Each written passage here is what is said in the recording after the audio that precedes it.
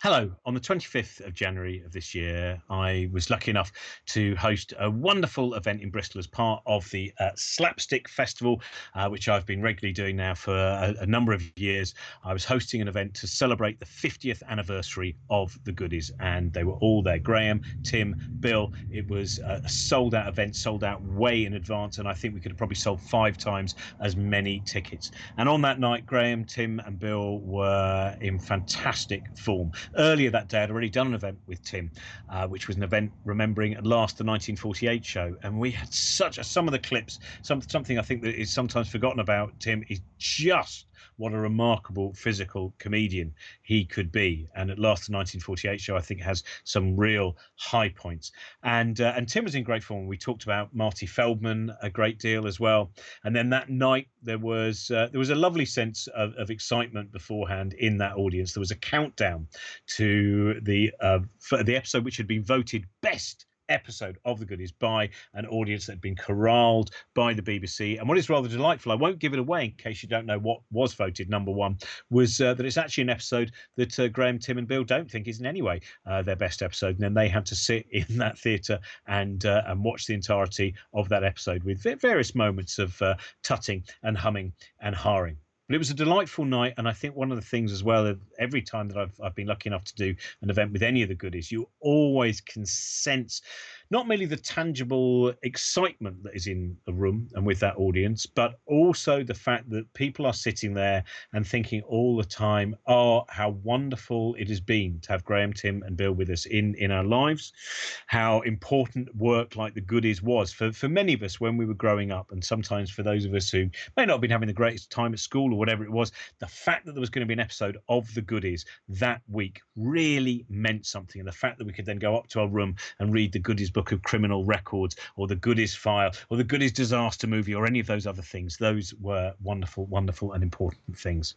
And so, of course, it came as a great shock to everyone when Tim, who that weekend had been as energetic as ever, he'd been at the Slapstick Festival. He did 4 different events over the Slapstick Festival, and that was bookended on the Friday and the Monday with him doing I'm Sorry I Haven't a Clue events across the country, one in Worthing and one up in Bradford. So there's a sadness in watching this, because I don't think any of us would have thought that Tim was going to so sadly die not that long after this. But there is also a wonderfulness about just seeing the joy in that room, and the joy of Graham, Tim, and Bill remembering so many things about all of that wonderful series that they made, and how much they made this part of our childhood and such an important part of our childhood. So this one is for Tim. I know there's sadness when you watch this, but I hope also you sense the great happiness that there was that day as well. Here we are. This was the Goodies 50th anniversary show. So, this is welcome to this. Let me start by saying William Gladstone, what a squirt. He wears lipstick and a skirt.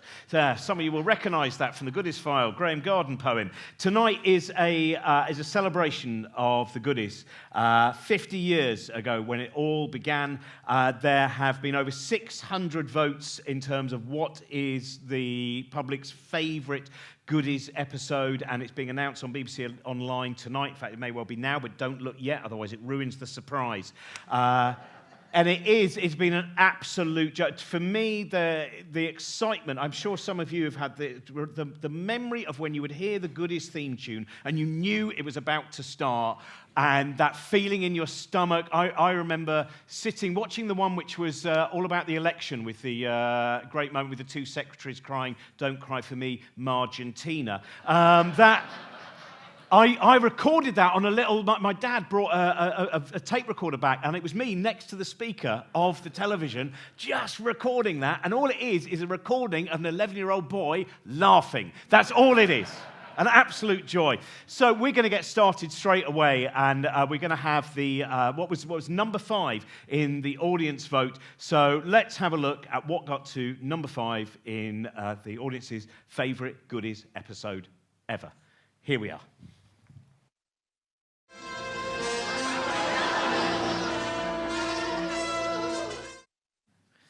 Ladies and gentlemen,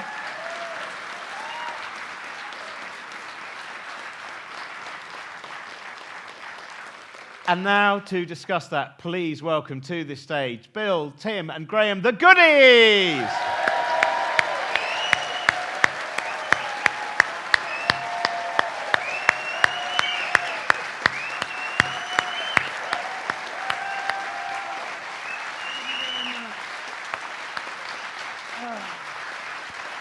Thank you.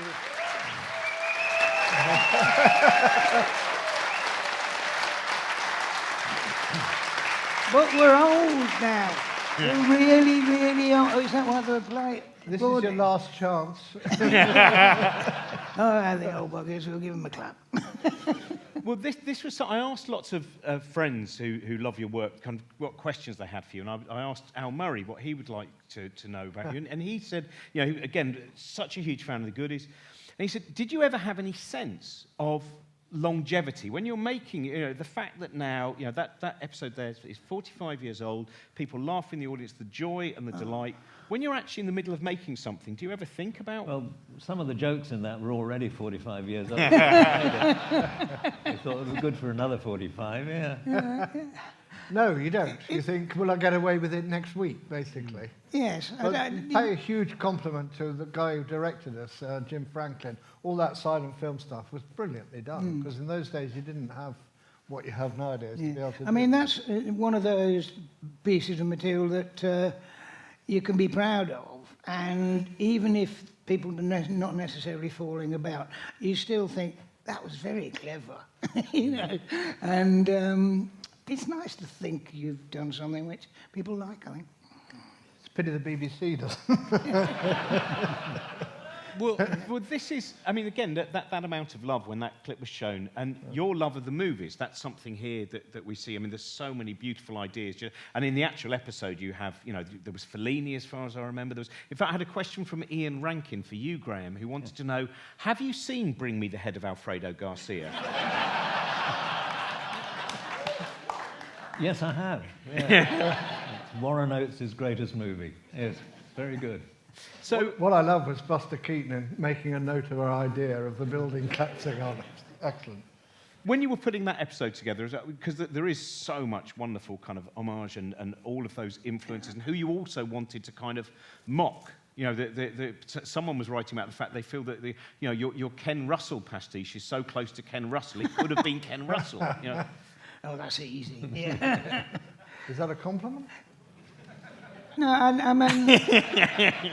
I mean, the way we approached an awful lot of scripts, and that one probably more than ever, was to first of all get together and make up what we used to call the panorama list.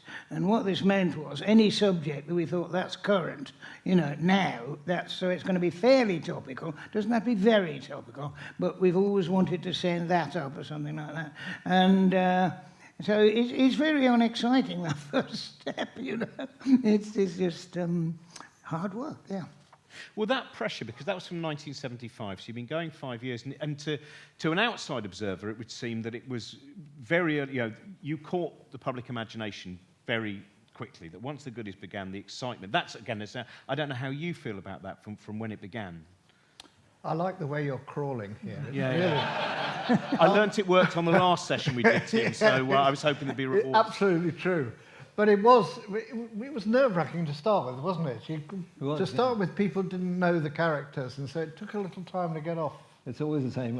When we recorded the first series, every week we had an audience in the studio who had never seen the show before. Yeah. So for the first, 13 episodes? I think about that, each week it was a new audience we had to kind of break in. Yeah. After that, people had seen the series and they came to the show knowing what to expect. But to begin with, and when we started filming, you were filming with a crew of hardened professionals who stand around very stony-faced when you fall off your bike. And, is that funny? Is it? And it's quite an act of faith, isn't it? Absolutely. Yeah. Yeah. If you could choose, what do you think people will have voted for? Or what would you like to see within that top 5 of goodies? Oh, those are two different questions. Yeah, they are, actually. Very much two different So questions. first of all, what would you like to think that has really stayed the forefront of people's memory? Well, I think the movies is one in particular because it does have quite a lot of, as you say, recognisable little quotes and references. It's just the last bit, though, isn't it? The last section. It is. Well, the stuff before that, some of it is probably not very PC nowadays. I used to enjoy the ones when we'd run out of money, and so we couldn't have a new set or filming, and we'd just be in the studio chatting, and I enjoyed those because they were completely different. Yeah, yeah. Well, so what would you like? Are there any in particular that you would like to see? There are about 73 of them I really enjoy. And very reasonably priced on DVDs. What do you think is going to be in that top 5? Well, the kitten's bound to be. Yeah. Oh, listen to that. Yeah. Not cats, nothing to do with bloody cats, that's terrible. Just can't help it. Sorry.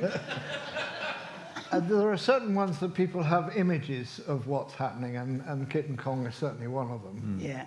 Any others? The bun fight's probably up in Yes, there somewhere. that's quite a classy one, I think, isn't it? That's... Which one was that? And does everybody know what bun fight is? Does he know? Fight. The OKT room. Passed into national lexicon now. Yeah.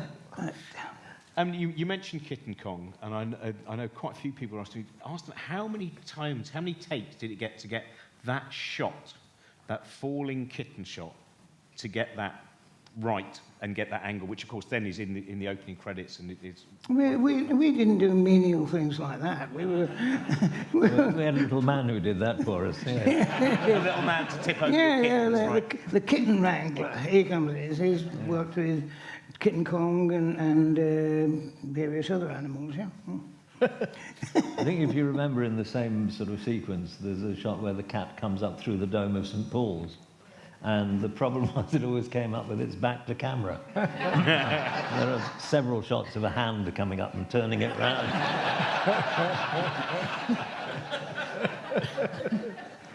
Now, it's fun. Sorry, just leading on that one, on Kitten Kong. Obviously, that was done with an old-fashioned way. You know, there is no colour separation overlay, no digital effects or anything like that. And there wasn't at any stage in the whole series.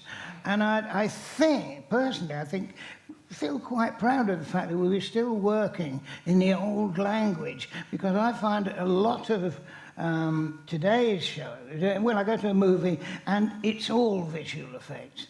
And I had terrible rows with my wife about this one. She said, "Oh, it's fantastic," and then, "No, it's boring. We've seen all that before, you know," and that sort of thing. It doesn't do it for me. So I think there's a warmth. Have you thought of going to marriage guidance? 'Cause that's Yes. right. Well, we're nearly on to the next clip, but one other thing, just because Kitten Kong was mentioned, and I know that, Tim, this was one of those episodes where you really showed your commitment to a part, I think, in terms of, there is a scene which I know we're not going to be showing tonight, where you are dragged around the park by a kitten, and that was traditional stop motion, I think. It was. Yeah. And if you could, for those people who don't know what happened in that scene, what did you have to go through, literally go through? Speeded up film, but I did it about 3 times, but it was rushing around with this thing as if it was on a lead, and it was a metal lead, and eventually fell over, and then it was stop motion as I went forward, and it takes quite a long time to do that, stop motion, and then a dog came and pooed just where I was going. And there was this decision, do I go on or not? And being a pro and stupid, I went on, and I regret it ever since. I don't think they used it in the film, but it was good for us to watch. Yeah, we've got the previous take in the can, but don't tell Tim. This is going to be fun. Now, the next clip... I should mention Mark Gatiss. He had a question. He said, looking at the political problems in our country, do you think it's time for Hector and his friends to reform their puppet government and save us all? Yes. Well, if anybody can, he will. That's for certain, yeah. I'm a huge fan of that group of people. No matter what it is, League of Gentlemen or any of the number 6, you know. Well, he said, just do pass on how much the goodies, again, was so formative. That's very nice. It's a very satisfying thing, I think, for anybody probably doing any job. If if you like, peer group actually come and tell you they really like it. You know, there are people you want to like it, and thank God, you know, if we knew the League of Gentlemen thought we were crap, I'd be worried, you know. But not all of them. No. Do you know them all? No, I'm saying no. Leave it alone. Leave it alone. But there was a lovely couple with the Mighty Boosh, of course. There was Julian Barrett went up. I'm sure you know this. He went up to Noel Fielding and said, "Let's make a series, but I want to make the new goodies. Let's do the new goodies." And Noel. Who did this? Yeah. Who? Mighty Boosh, Julian Barrett. So they said to Noel Fielding, "Let's make. I want to make the new kind of goodies. Do you want to do that?" And Noel actually says, if he'd used a different reference, I'm not sure we would have ever made the Boosh. That for him, that was like, that sounds like a fun thing to do. That sounds, you know. I've been really enjoying this, all this praise. Don't worry, there's an awkward turn in the second half, though, where we, so I'm kind of trying to see. So I mentioned it already, Hector, Puppet Government. Here we are with number 4 in the countdown, and it is Goodies Rule OK. Oh, that's one of my favourites. Yes.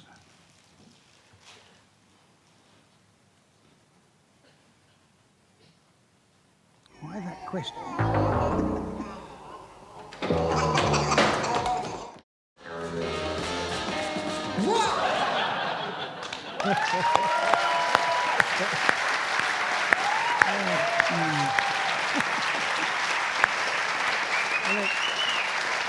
They're clapping the puppets, not us, you know.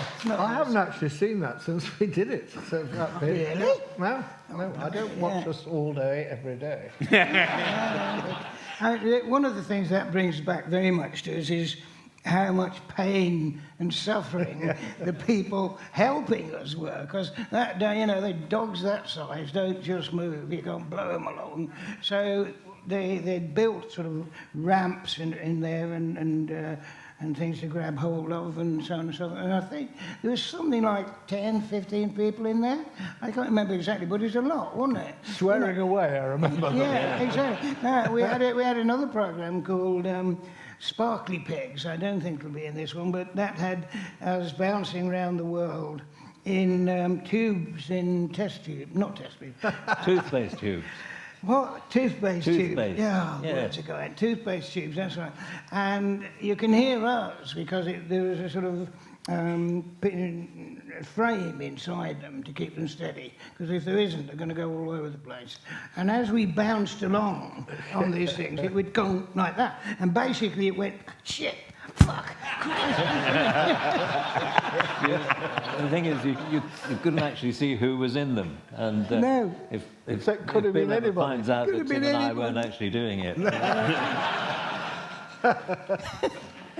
Well, that's what I love about that clip. Is I read there were about 10 stuntmen inside that Dougal, and the idea that the week before they'd been James Bond falling off a cliff, and then they'd been Jack Regan in the Sweeney doing a cartoon. What are you doing this week? We're chasing 3 men in a giant Dougal around Topiary in Woodland. Is a kind of... Oh, lucky you. Yeah.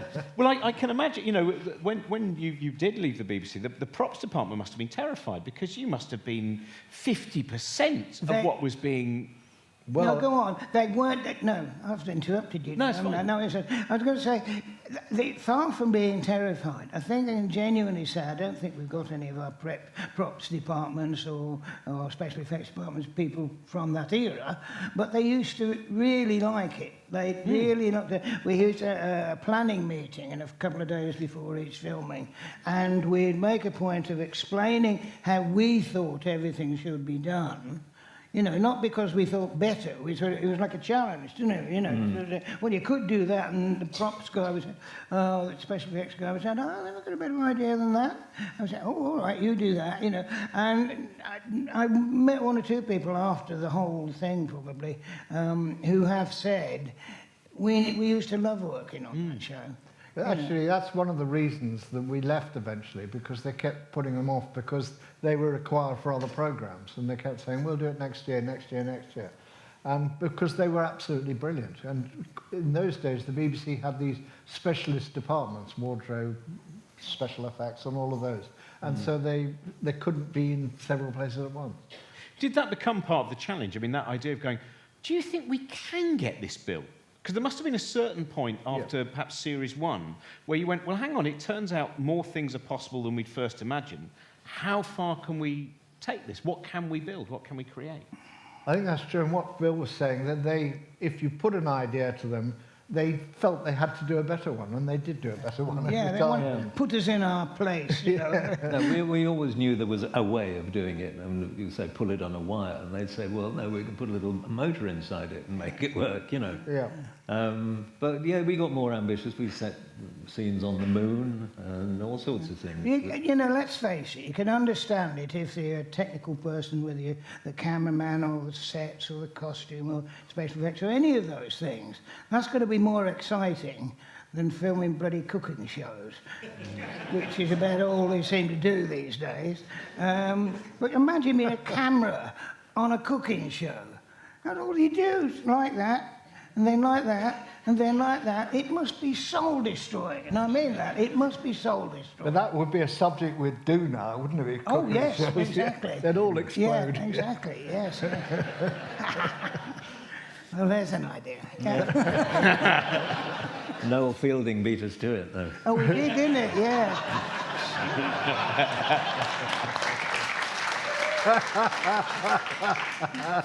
Well, we're now going to look at number 3, and number 3 has already actually been mentioned. You presume this would probably make it in there. The next tip we're going to look at is from the classic Bun Fight at the OK Tea Room store. OK Tea Rooms.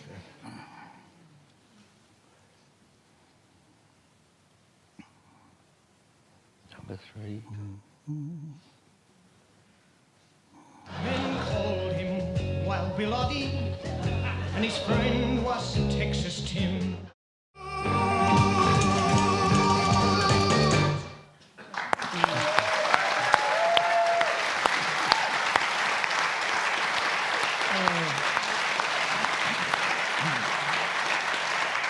I got to say, from the musical point of view, I so loved writing that song, and the tune, because it had key changes all the way through. When you've got to think like dun dun dun dun dun dun dun dun dun dun dun dun dun dun, by the end you're really going, and it doesn't mean much to most people except me. But What I loved, we always used to call Graham Mr. Wise because he always had the right padding on his back and always played. And if you notice then, he had the padding on his back and he went and landed on his front. Oh, did we laugh. And we have the extra happiness, the fact that it's in slow motion as well, isn't it? Yeah. Because we see it time and time again. It doesn't hurt so much in slow motion. You mentioned the music, Bill, but would this have been about the same time that you also, the Goodies moved to Island Records, 1975? Was that a bit before? Ooh, it's very... I have trouble with the chronology of all that sort of thing, I really do. I mean, the show started in 70, didn't they? Something like 70 to 80. And it sort of became, with a friend of mine, I don't know whether he's still with us even, I used to play charity football with him, and most of the rest of the team were in the record business of one kind or another. And I remember one moment when he was streaking down the wing and sort of called me over and passed the ball to me and said, "Have you ever thought of making a record?" And I was like, "No, not really." Then slammed it in the back of the net. And and he got back to me about that. And we said, "Yeah, okay." And that's how the first single started. The first single was The In-Betweeners, something like that. And then it just went on and on and on, you know. So He was streaking, it's ridiculous. streaking down the way. Streaking down. Yeah, No clothes on. the what? He was streaking down the wing. Oh, streaking down the wing, yeah. No, I I wasn't. wish No. I'd been there. What kind of football or what do you think we play? Exactly. See, I'm glad you did charity football, because always one of my favourite things in Porridge the movie Yeah. is when the celebrity football team go, and they go, "Who's the goodie?" They said there was going to be a goodie coming to play it, and I like the fact that that's actually Yes, I like that. in that as well. I want to talk. I would like to talk more about that episode, but we'll actually very quickly, because I think it was. Is it right? It was filmed in St Just, is it in North Cornwall. Devon? So quite Cornwall, is it? So Yeah, I think so. quite a small town. So that when the goodies come and you're filming that, do you have any memories of the local town kind of? Some of the towns, I mean, where was it that... Dorset, wasn't it? Dorset, they gave the kids a day off school. great, yeah. They did, yes. Which meant that we had a crowd of kids screaming around, trying to keep them quiet while we were filming, which didn't really work out all that well for anyone. But yeah, I mean, some of those little towns, we used to get some of the local people to come along as extras too, didn't we? It could get quite, and it sounds like we're showing off a little bit, but no, quite a lot really. But, but it could get really a bit scary, you know. The Winchester one, was it? The one you were talking about. We got sort of locked in our caravan. We didn't dare open the doors, and it was literally people outside all beating on the doors. It was like some horror movie or whatever, you know. And we thought, we just can't go out there. And another one up in Manchester, when we were signing books and records and that, Yeah. the police announced that they couldn't guarantee the safety of all these young people. And that's a great compliment. If you remember Barrett Holmes, who used to have the helicopter. Oh, yes. And we got involved in launching one of their building sites, and they had a show home they wanted to open, and they got a helicopter to fly us in, which we did, and this site was just awash with children, and the helicopter couldn't land. And they were running across the sort of landing pad, and people were trying to get rid of them, but it was just not safe. So eventually they landed us in the next field, and then we walked in and were mobbed, and we had to hide in the show house and lock the door. And I think that really wasn't what Barrett Holmes had been hoping. I hope there is one with a blue plaque that just says, the goodies hid here between 1 o'clock and 1:15. Now, this is going to come as no surprise. It's been mentioned already. Number 2 in the countdown, I hope I'm right in saying that, is it is Kitten Kong. So here we are. Let's have a look at Kitten, which now puts a lot of suspense. What was number 1? Ooh. Mm.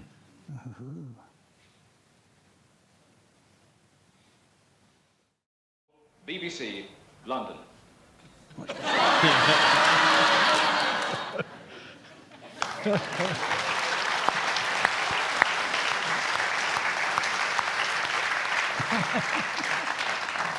You can judge the historic importance of a show by the famous people who are willing to come on and make fools of themselves. Obviously, Morecambe and Wise win by a mile, but we come in somewhere, I think. But you have, I mean, that's the thing that Michael Barrett, who was a tremendous, you know, with the bounce. Yeah. And I was watching the other day Raymond Baxter, the wonderful, you know, Tomorrow's World, etc., talking about string in a string vest. Yes, he was in a string vest, I think, wasn't he? Yep. Yeah. Did you ever, was there anyone who said no? Who were the people who think, oh, well, I thought they'd be up for that? And The best ones were the ones that took it very seriously. Yes. Yes. There was one who said no, but not to the goodies. I used to make some management training films with video arts, and Patrick Moore had been on the goodies several times, and I thought he'd be good for a little bit in one of these training films. And so they asked him if he'd appear in a management training films. He said, I'd rather be dead in a ditch. And he had appeared on the goodies with a safety pin through his head, you know. I remember Michael Barrett interviewing Sooty and Sweep, and saying, yes, so what have you got to say, Sooty? And did it so straight, that was the way to do it.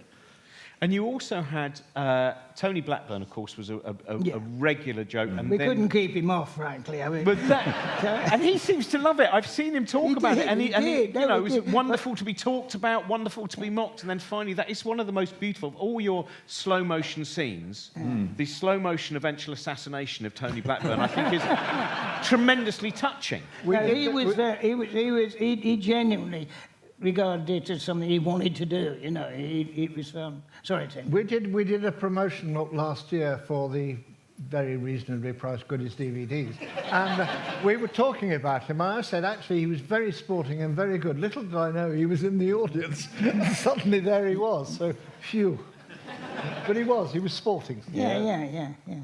I have some, again, overly specific questions for various people. Stuart Lee, who I think actually did that. Yes, that he event. did. He did. Go and see him, by the way, which I did in London last week, but if you have to go up to London or wait for him to come down, Stuart Lee. A lot of people don't really know him, but it's fantastic. Yeah, I'm off seeing at the Watford Coliseum. Yeah, Watford has a Coliseum. Who'd have imagined it? But it does. Make it there. You can make it anywhere. But he has, of course, a very specific... there next week, strangely enough. Just thought I'd mention it. We're doing a tour of I'm Sorry I Haven't a Clue. We'll be at the Watford. Are you performing anywhere? Or what? No, I'm not. You'll find him on some streets performing. What day are you performing? Because Stuart does overrun. I wish I could remember. There's a lovely story. I asked people for various different stories, or not even that. I just said memories of the Goodies, and one that there's someone called Anthony Elvin who says that when you made Goodies and the Beanstalk, the bath scene was filmed at his mum and dad's flat in East Twickenham, and he said that he asked you all for your autographs 17 times, and you both signed autographs 17 times, and you, Graham, apparently at the 7th time went, well, I think that's enough now. So I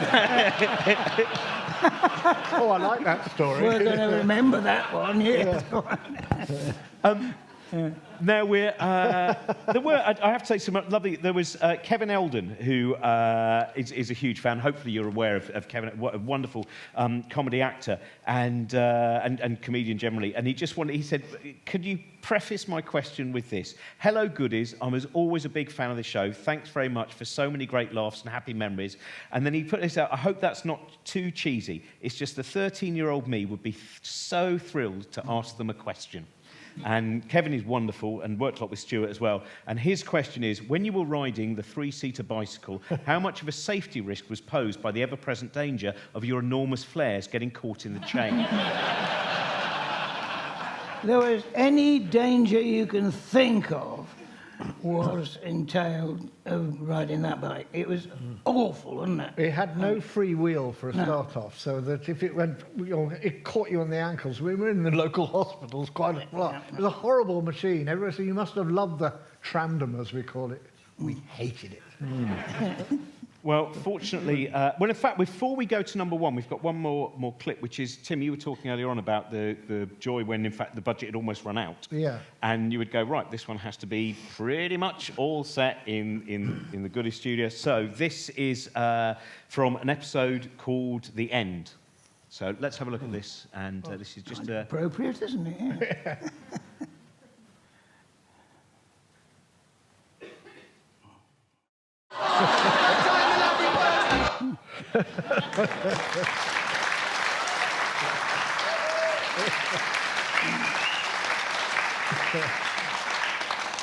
That hairstyle suits you. Yeah, it does, yeah. I'd like that much hair, too.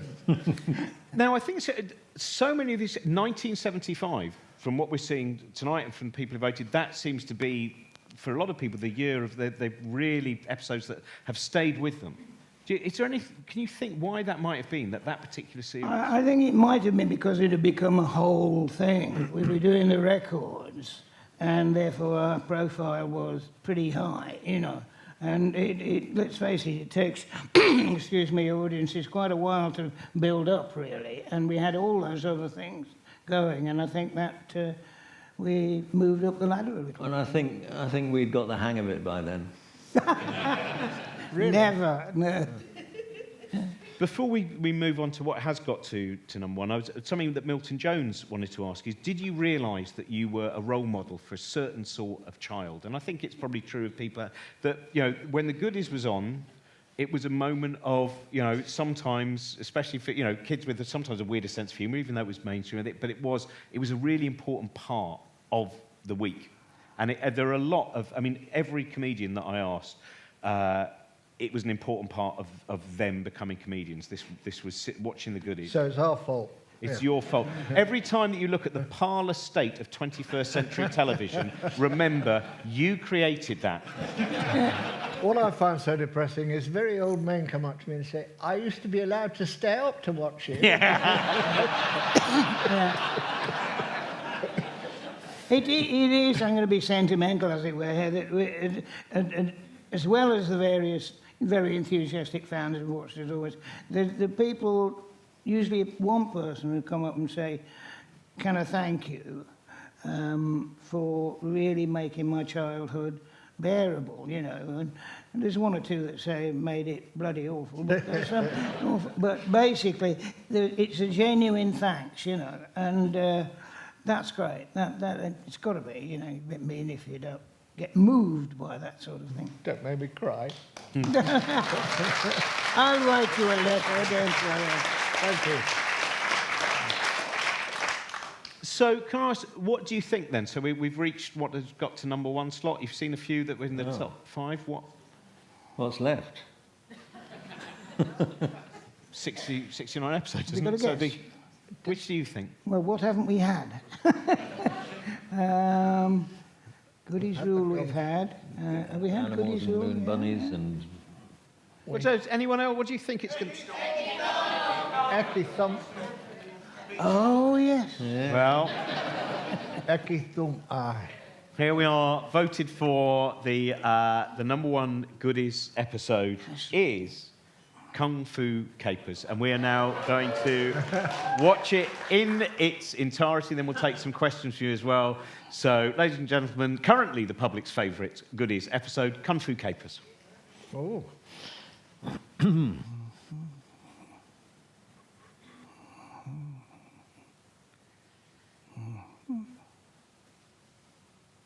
Silly title. Not one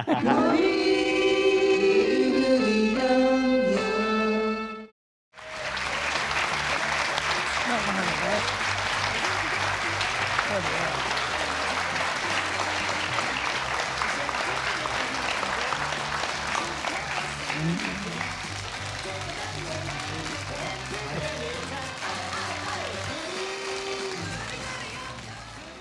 Oh, well. So, what's your reaction to sitting and watching that?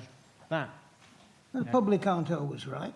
No, it wouldn't be my favourite. No, it certainly wouldn't be mine. I was a bit disappointed. Goes on to.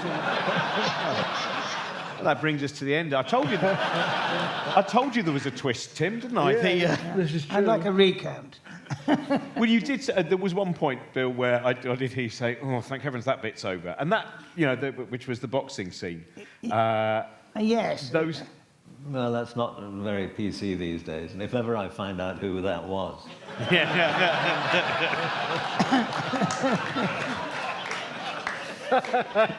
Well, 1975, as we mentioned already, was you know, a lot of people's favourite year for the goodies, and also there was well, we've got some footage which I think one of you have seen not that long ago, but some other footage of something that happened in 1975. I won't say any more about it. Can we just see now what I'm talking about, and then we'll do a reaction afterwards. No, I'm worried. It's a big twist. Oh. Oh, my goodness me. I always said that. Did you get that?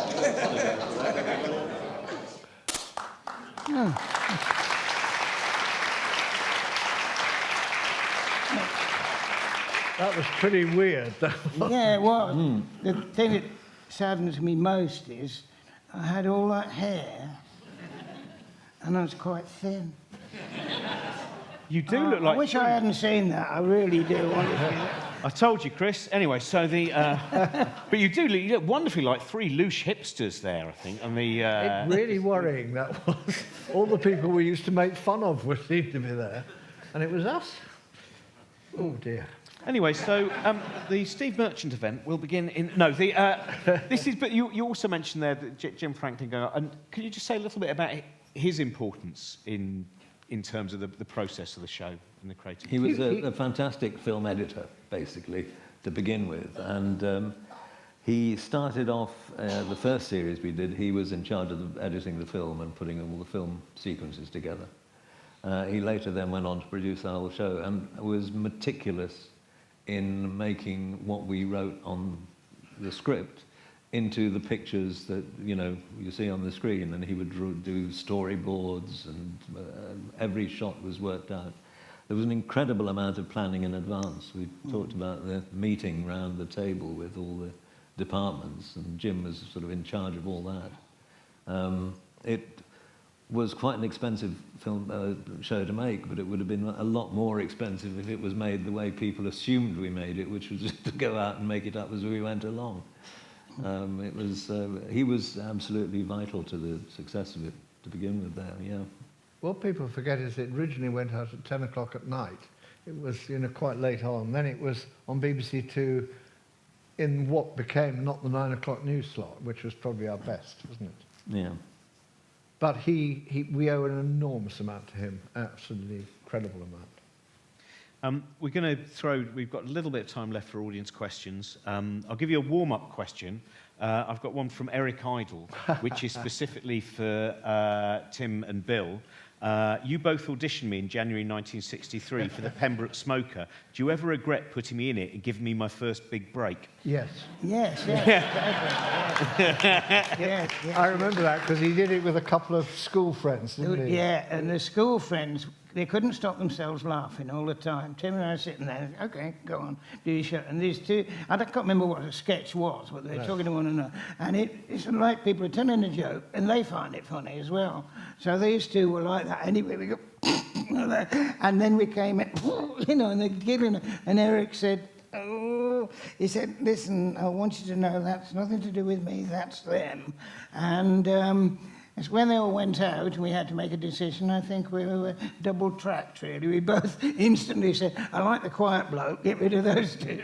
Yep, that's right. That's it. Whatever happened to him after that, I don't know. So let's find out in the audience who would like to ask a question. If we can have the lights up a little bit. So I don't know how much longer we've got, but who would like to ask the goodies a question? Yes, we've got a question just in that middle row there. Are you going to do any more Audible shows? Good question. Yes. Well, for those people who don't know, we did a goodies radio show, a sound show, and it was good fun. Bill wasn't terribly interested, but actually produced a new national anthem, which I still hum. And so hopefully we'll do a lot more. Did you enjoy it? Because I know a few years ago, Bill, you said, well, we can't ever do the goodies again. But now that idea of making it audio, where you can still do all the physical stunts. Yes, we look quite young too. I'm not to be taken any notice of. I'm really not, because I'm so often negative about things. I freely confess I'm going to psychiatrists. They're trying to sort it out, But I am. That's not true. But I tend to be very negative. So as soon as he says it's radio, and I said, well, what's the point of that? We did. I'm sorry, I read that again for 100 years, And I think I might still, to a point, think the same thing, really. But then again, it was fun doing it, so I think I've changed my mind. Also, there must be, sitting there with all that audience watching that show, and the laughter it's still there. Yeah. For so many people. Does that, when you actually, because it's not very often you get the chance to sit in an audience with people seeing your work and actually hear that reaction and know that it's still effective. Well, if we made people happy. They must be very sad. Which I think, it's the motto of the Slapstick Festival. It's been used every year. Hadn't got the timing there. I think we've got another question. Question up near the back there. Sorry, I couldn't just... Somebody running, I see. Hi, I was watching the fight scenes there in Kung Fu Capers with a lot of interest. Were they hard to learn how to do, and who taught you how to do them? The movements. So the actual fight sequences, did you have a choreographer? How did you learn the true art of Eki Thump and others? Let Graham answer that, because we haven't a clue, have we? We had a book. A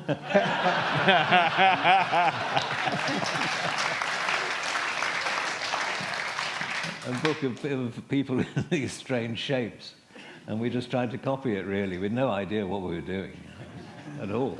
No, it was a sort of parody, wasn't it? Yeah. The actual. Does anyone still have those film posters? They're fantastic. Enter with Dragon in particular is a fun that is an utter delight. I don't know. I did them. I don't know where they are now. They've disappeared into the BBC somewhere. Any other questions? Yes, another one of that section, then we'll come over there as well. Yes, so take the question from over there first. Good evening, gentlemen. Thank you very much. Given your pop-tastic career, did you ever think that perhaps continuing a music career would have been something you should have done or would have wanted to do? I think that Bill would have liked to have continued with a musical career, and he did write some very good songs. Don't tell him I said this, but he did. But it was one of those things that if you watch us on Top of the Pops, you can see Bill performing away, me enjoying it, and Graham wishing he was somewhere else. Not entirely true. I just didn't want to show you up with my fancy disco music. In your dungarees. Those dungarees never lose their power. When I watch that clip again, No. But it was, I always had two ambitions, to play centre forward for England and be on Top of the Pops with Pants People. I got one. Well, I never played for England, but the other half, yeah. Yeah, that was the one. Well, Bill, when you I think you've said when the record you made with Ireland, which is fantastic. I just listened to it again. It's got incredible, and you know that process was basically you, wasn't it? And then Tim and Graham would kind of go, can you pop in on Tuesday about 2:00? And make is that roughly how it work. Yeah, save it. Yeah. You'll have to answer that. I didn't get the question completely. My ears have gone. They're gone. Basically, They're dead. I you can't hear came a up thing. It's true. like 3:15, I think. But it was basically you did the music, etc., and we arrived at the last minute. Oh, yeah. To make it work, yeah. Yeah. I mean, I loved doing the music sessions. I have to say, in many ways, you know, it wasn't competing with any other activity, but I absolutely loved doing it because we, back in the hazy days when they had budgets and money and a little bit, we had a terrific band, really good band, you know, they were top people. And what was very satisfying for me was, I thought, well, I don't read music, I don't write music, I make it up, you know, and my instrument was a tape recorder, really, you know.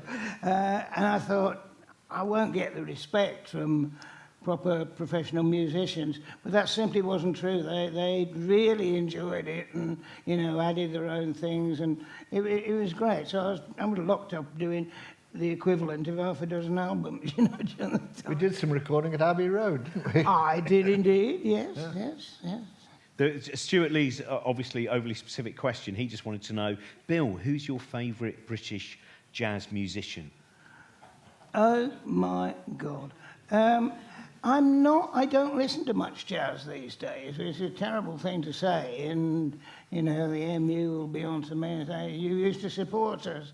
But I actually don't listen to that much music, jazz from this country or anywhere else, really. It's all sorts of other things.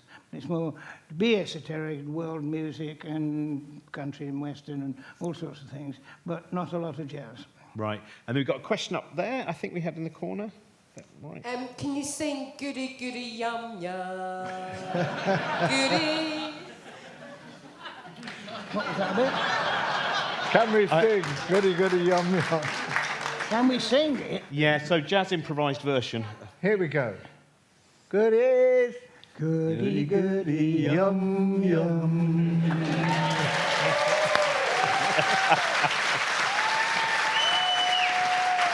Thank you so much. Well, never thought that would happen. Do we have... oh, yes, question down there. Oh, wait a moment, we're just... the mic, sorry, mic's just coming to you. Yes, hello. May I ask you all respectively, and starting with Bill, your favourite song and your favourite episode and why? Favourite song from the shows or what? Yeah, so... Yeah. I mean, the albums. What? Yeah. And the what? Albums. Oh, God. There's about 8 albums. We can't go through that lot. And one of my favourite singles, actually, was Black Pudding Bertha. Yeah. Keeps coming back. And I can authoritatively say, I think Tim might have been there. We were in the BBC in a studio, a chat show, and what's his name came in? Can you remember his name? Oh, God. Oh, dear. Gladys Cooper, not Gladys Cooper. Alice Cooper. Alice Cooper. I remember Gladys coming in. It was extraordinary when he came in. Yes, I do. Yeah, he came in to be interviewed, and they played Black Pudding Bertha because we probably asked them to, and we got a very good accolade from Alice, who said, "That's a good track. Good track. That." He didn't have a Lancashire accent. No, that's great. That's a really good track. Yeah, that's good. And that was very satisfying, because these are musicians. They may be silly musicians, but they're bloody good musicians. Tim, Graham, do you have a... My favourite track was Cricklewood, because I sang it. Yeah. Cricklewood, no one's going anywhere in Cricklewood. I'm the only person that knows this song. Wow. Bill wrote it.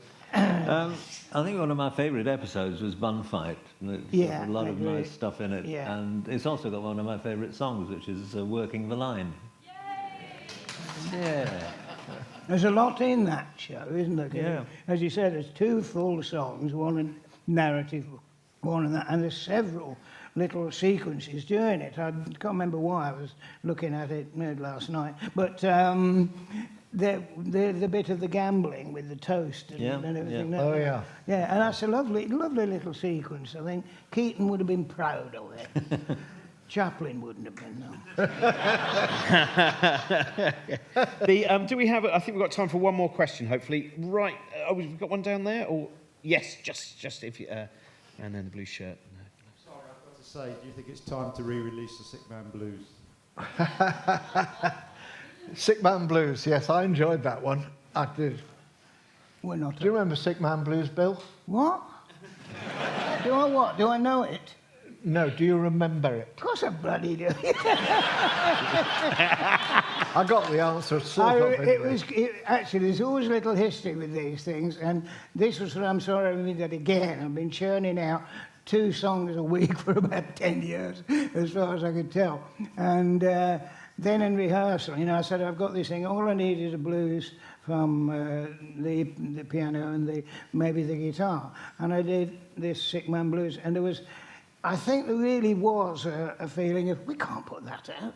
But it's not rude, it's, and if you don't know what it is, Google it. I'm not going to sing it It's now. basically the throwing up song. It is, it's a throwing up, yeah. I think we've... am I right in saying we've run out of time? Have we got... is it 7:30, anyone know? Have we got time for it? Have we run out of time? Okay, yes. Oh, sorry, I'm getting the light waved up. That's been waving for a while, hasn't it? I thought it was my astigmatism. I apologise. Thank you. So it's wonderful to just see all this work, and it's brilliant that 3 people who've always been tremendously supportive also of the Slapstick Festival. So, ladies and gentlemen, Bill, Tim and Graham. Oh, I should just tell you they're going to be out front as well, signing things as well. As we found out before, apparently you sign anything. And so see if you can beat the challenge that was set by the 1948 crowd earlier today. I won't say what was signed there. But and I should mention these. I was just given these by Chris. There's also a beautiful limited edition print there as well, which I think is out there. Yes. So, ladies and That's gentlemen... from Gary, who's a very good friend of my wife's, and I met occasionally, and a lovely guy. And it's beautifully done as well. Ladies and gentlemen, let's hear it for the Goodies! Thank you very much. Thank you. Come on, that's it. You've got to stand with the band. Yeah. That's right, yeah. Okay.